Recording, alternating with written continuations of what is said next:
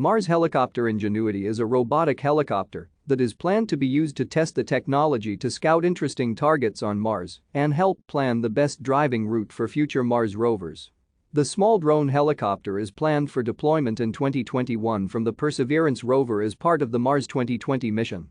It is expected to fly up to 5 times during its 30-day test campaign early in the rover's mission, as it is primarily a technology demonstration. Each flight is planned to take no more than 3 minutes at altitudes ranging from 3 to 10 meters above the ground. It could potentially cover a distance of up to 300 meters per flight. It can use autonomous control and communicate with the Perseverance rover directly after each landing. If it works as expected, NASA could build on the design for future Mars aerial missions.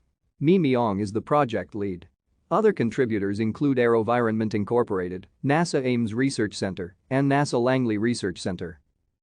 Ingenuity is designed to be a technology demonstrator by JPL to assess whether this technology can fly safely and provide better mapping and guidance that would give future mission controllers more information to help with travel routes planning and hazard avoidance, as well as identifying points of interest for the rover.